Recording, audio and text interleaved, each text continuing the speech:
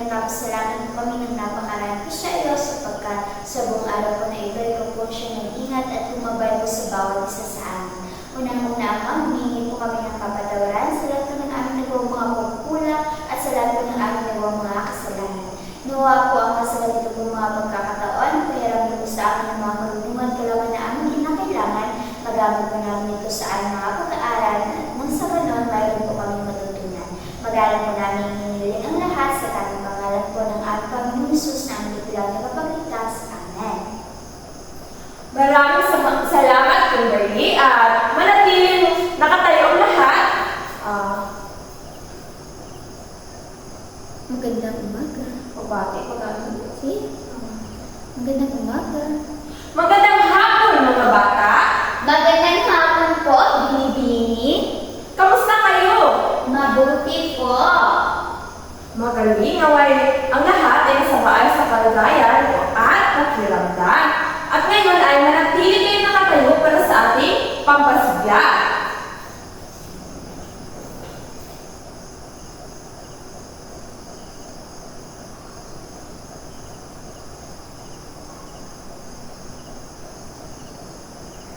Mga bata, para magdadagan ang sigla ninyo ngayong hapon ay magkakaroon tayo ng sayaw at kanta. Mga bata, gusto ko kayo ay kumanta at sabayan niyo ako sa pagsayaw ng fruit salad. Lahat ba kayo ay nakaalam ng ganitong kanta? Opo. Magaling!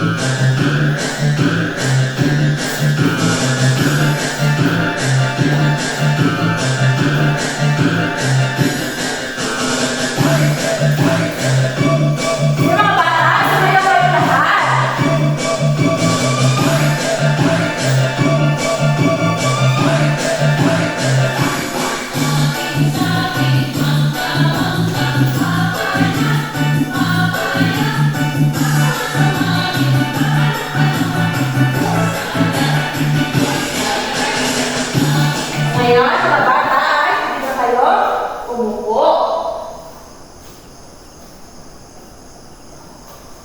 Ngayon mga bata, gusto kong tignan ninyo ang inyong mga katabi at bigyan nyo ito ng isang malaking ngiti.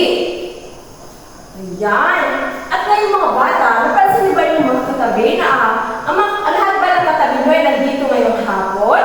Opo. Magaling at kayo ay narito ngayong hapon at gusto matuto ng bago nating aralin. At ngayon mga bata, bago tayo tumungo sa ating aralin ngayong hapon, gusto ko ipresenta sa inyo ang ating alintutunin ngayon sa ating klase. Wow. Ayan.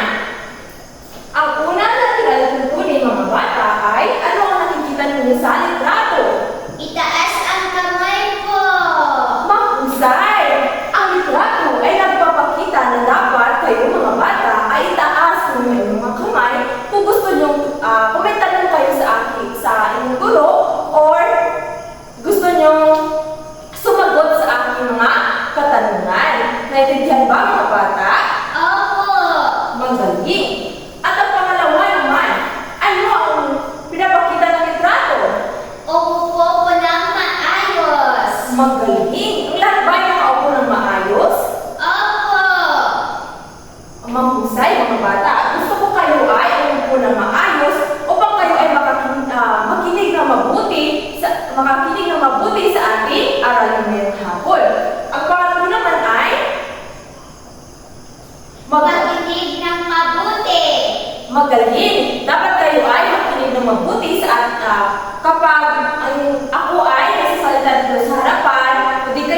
ng mga klase ay sumasagot sa aking mga katanungan. At ang panghuli naman ay Gumana po. ang galing! Dapat mayroon kayong galang sa inyong kaklase, sa inyong guro, at sa lahat ng mga tao sa inyong mga paligid. Naintindihan ba mga bata? Opo. Sige nga, ano nga ulit ang ating mga lututunin sa ating klase?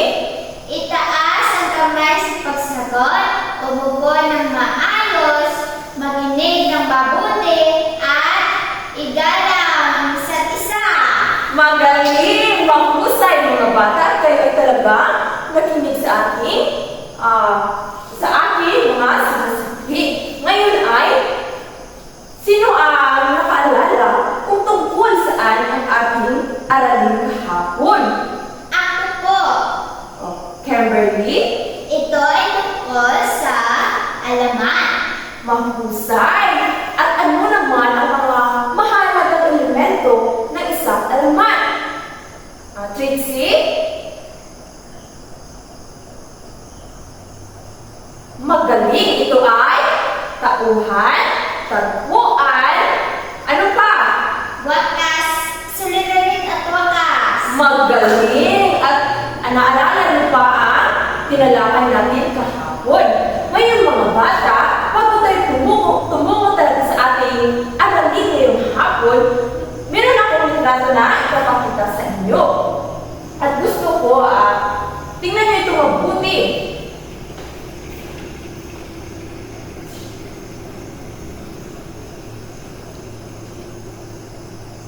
Ano ang inyong nakikita sa larawan?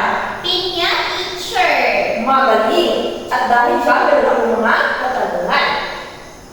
Una, ano ang inyong nakikita sa larawan ulit? Pinya teacher. Magaling. Napansin ba ninyo na parang may mga mata ang pinya? Hindi po namin alam, teacher. Okay. Dahil ang pinya ay parang may mga mata, mga bata, isipin natin mabuti. Bakit nga ba ito ay parang may mga mata? Hindi nyo alam? Hindi po, teacher. Gusto nyo bang malaman kung bakit may mga mata ang pinya? Opo. Okay, ating alamin. Pero bago ang lahat, ilalahad ko muna kung ano ang base sa litrato na ating tinalakay. Ano nga ba ang ating tatalakay ngayong hapon? Pinya teacher. Okay, alamin natin.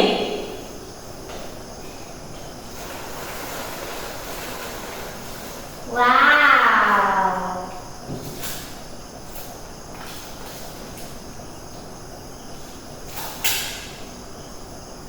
Masarap yung pinya teacher.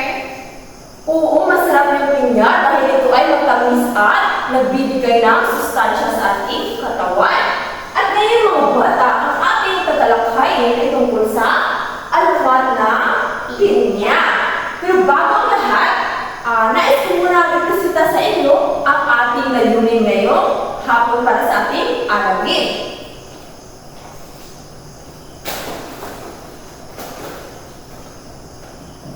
Ayan mga bata, sa pagtatapos ng ating aralin, kayo ay inaasahang pakibasa mga bata. Natutukoy ang mahahalagang elemento ng alamat tulad ng tauhan, tagpuan, suliranin at wakas. Nakabubuo ng sariling wakas ng alamat batay sa sariling pag-unawa gamit ang malikhaing pamamaraan tulad ng dula, guhit o poster at sulat at naipapakita ang pagpapahalaga sa aral ng kwento sa pamamagitan ng pag-uugnay nito sa tunay na buhay. Maraming salamat mga bata sa pagbabasa. At ngayon ay aking ilalahad naman ang buong kwento sa alamat ng pinya. Meron akong mapakita sa inyo na video at gusto ko ay makinig kayo ng mabuti upang kayo ay makasagot sa ating mga katanungan at kayo ay magkakaroon ng kaalaman tungkol sa alamat ng pinya.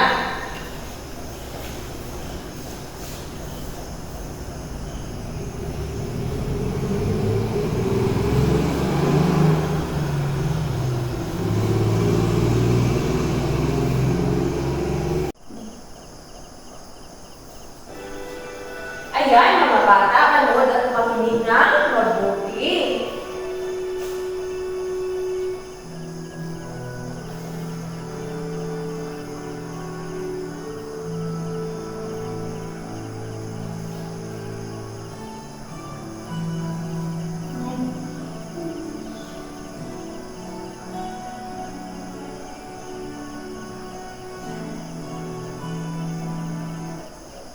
Ang alamat ng pinya. May mag-inang Rosa at Pinang na nakatira sa liblib na lugar. Dahil mag-isang anak lang si Pinang, lumaki siyang sunod ng layo sa ina. Ang katulad ni Aling Rosa ay maliit pa naman si Pinang at matututuli ng kanyang anak ng mga gawaing bahay kapag nagdalaga na. Subalit nagkamali siya. Hindi natuto ang kanyang anak, pagkos naging tamad ang dalagita. Ang alam gawin ni Pinang ay kumain, manintala, maglaro, maligo, at matulog. Lagi pang nangangatwiran na pagod sa paglalaro kapag inuutusan na niya o kaya hindi mahanap ang dapat hanapin. Mahal ni Aling Rosa ang kanyang anak, kaya naman siya na lamang ang gumagawa ng mga gawaing bahay. Ayan mga bata, sino nga ulit ang pangalan ng mag-ina bilang pangunahing tauhan? Si Aling Rosa at Pinang po. Mahusay, magaling mga bata. At base sa inyong narinig, ano ang tagpuan ng kwento? Sa liblib na lugar po. Magaling sa liblib na lugar at sa bahay at bakuran. At ngayon mga bata, base sa inyong narinig, anong klaseng bata si Pinang? Tamad po siya, teacher. Mahusay. Si Pinang ay isang tamad at makatwirang bata. At ngayon mga bata ay ipapatuloy natin ang panonood ng kwento. Isang araw, nagkasakit si Aling Rosa at inutusan niya ang kanyang anak ay pagluto siya ng lugaw. Sumunod naman si Pinang, ngunit nakalimutan niyang may niluluto siya. Kaya naman, nasunog ang lugaw. Galing pa man, inihain pa rin ito ni Pinang. Gusto mo magreklamo ni Aling Rosa ay hindi na niya ginawa dahil kahit paano, pinagsisilbihan siya ng anak. Ayan mga bata, ano nga ba ulit ang ginawa ni Pinang? Bakit ko pabayaan ang kanyang niluto? Naglalaro po siya. Mahusay mga bata, siya ay naglalaro kaya napabayaan niya ang kanyang niluto na lugaw.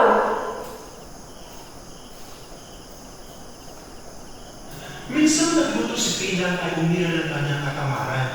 Bawat bagay na hanapin ay tinatanong niya sa kanyang ina. Nanay, nasaan ang palayo?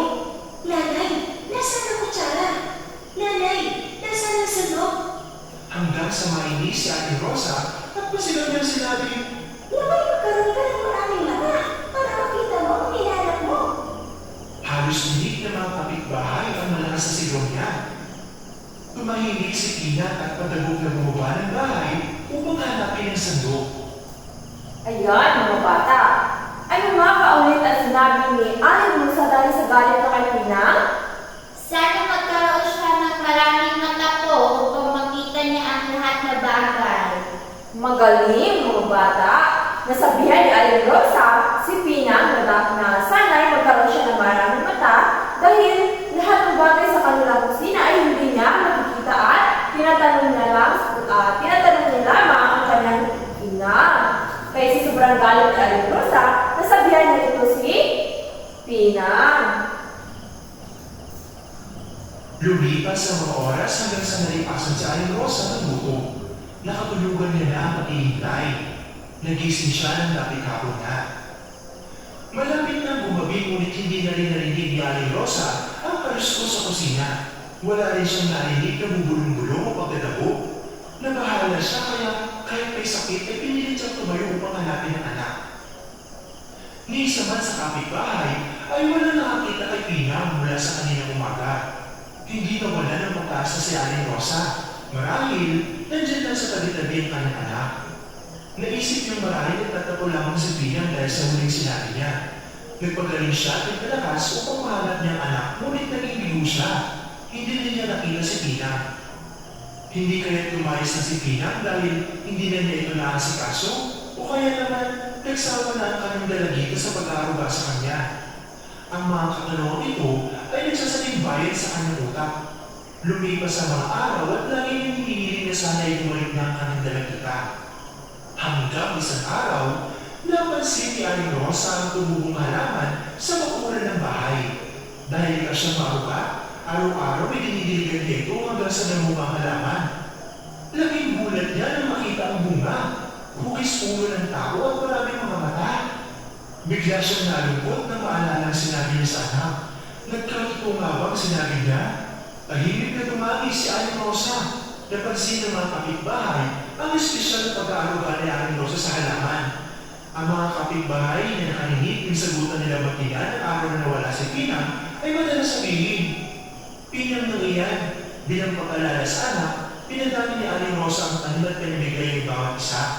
Bawat pinyang pinamimigay niya, ikinukwento niya kung paano siya nagkaroon ng kakaibang halamang tanim. Mula noon, tinawag na pinya ang halamang may bunga na hugis ulo ng tao at maraming mata. At dyan nagtatapos ang... Sunod sa mga utos ng mama. Dyan natapos ang kwento. At ngayon mga bata, nalaman niyo na ba kung bakit maraming mata ang pinya? Opo. Magaling dahil ito ay sa tinatawag nating alamat na pinya na dahil kay Pinang at Aling Rosa. Ngayon mga bata, susubukan natin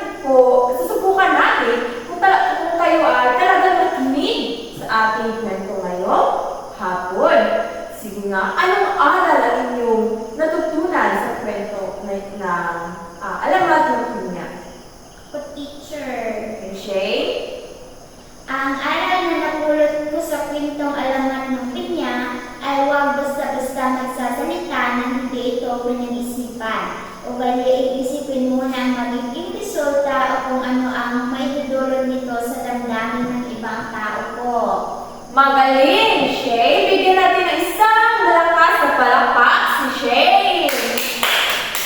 At ngayon, sino pa ang gusto magbahagi ng mga aral na inyong napulot sa kwento? Justin? Matuto po tayo sumunod sa ating magulang sa tuwing sila po ay may inuutos sa atin.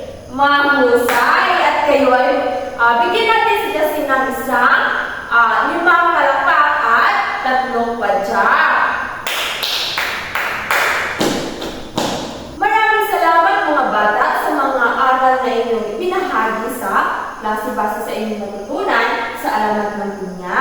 Naway tumatak ito sa inyong isipan at isa sa buhay ang mga ito. At kayo mga bata, meron ba kayong mga katanungan o hindi naintindihan base sa ating kwento? Wala na po.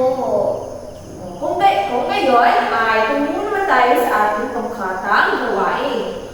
Mga bata, ipapangkat ko kayo sa 3 at gusto ko ay magbilang kayo ng 1 hanggang 3. 1, 2, 3. Ngayon mga bata, gusto ko ang unang pangkat ay dito po sa harapan, ang ikalawang pangkat naman ay dito sa kabilang harapan, at ang pangatlong pangkat naman ay dito sa likuran. Ang lahat ba ay nasa inyong pangkat na? Opo. Okay, magaling mga bata at matuto kayo sumunod sa inyong guro. At ngayon ay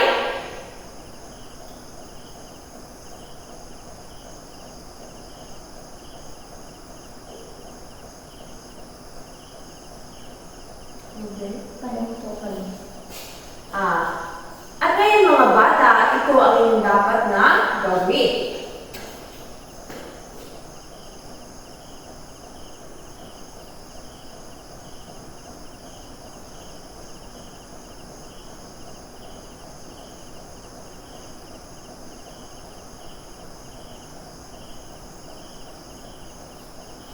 Ayan, bumuo ng sariling wakas ng alamat batay sa sariling pag-unawa gamit ang mga likhayang pagparaan tulad ng nila, uhit, poster at sulat.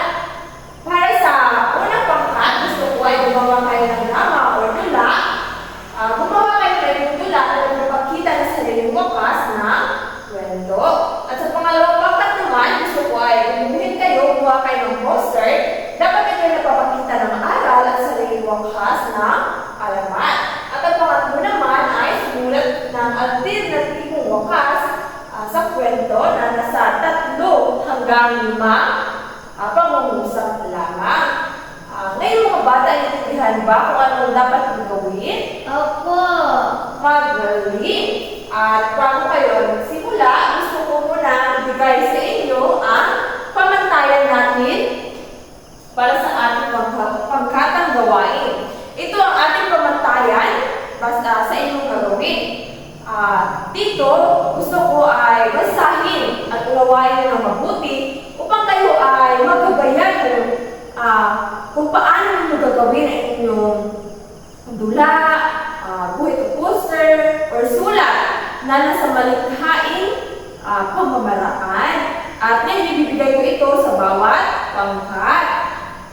Ito ang sa pangkat una, pangkat pangalawa, at pangkat pangatlo. At ngayon mga bata ay bibigyan ko lamang kayo ng 7 minuto upang mag-usap kayo ng inyong mga kagrupo kung ano ang inyong gagawin. Bibigyan ko kayo ng dagdag na 2 minuto para sa pagpresenta dito sa harapan. Ngayon mga bata, pwede na kayo magsimula. Mga bata, ang 7 minuto ninyo ay tapos na. Pagkat una, pwede na kayo magpresenta sa harapan. Mahusay ang pagkat una. Ngayon naman ang pagkat pangalawa. Magaling ang pagkat pangalawa. Ngayon naman, sunod ang pagkat pangatlo. Mahusay mga bata at kayo ay talagang nagpapakita ng pagkakalikhain sa inyong mga gawain. At ngayon mga bata, sino ang excited or gustong malaman ang inyong mga marka? Kami po. Okay, makinig na mabuti at aking sasabihin kung ilan ang nakuha ninyong marka. Para sa pangkat una, ang marka ninyo ay nasa 2. Bigyan natin ang pangkat una ng 5 padyak at 5 palakpak. Magaling! At ngayon naman, para sa pangkat pangalawa, ay nakakuha sila ng marka na 75. Bigyan din natin sila ng 5 palakpak at 5 padyak. At ngayon, mga bata, punta naman tayo sa ika-3 pangkat. Ang ika-3 pangkat ay nakakuha ng 77 marka. Ayan, bigyan natin sila ng 10 palakpak at 10 padyak.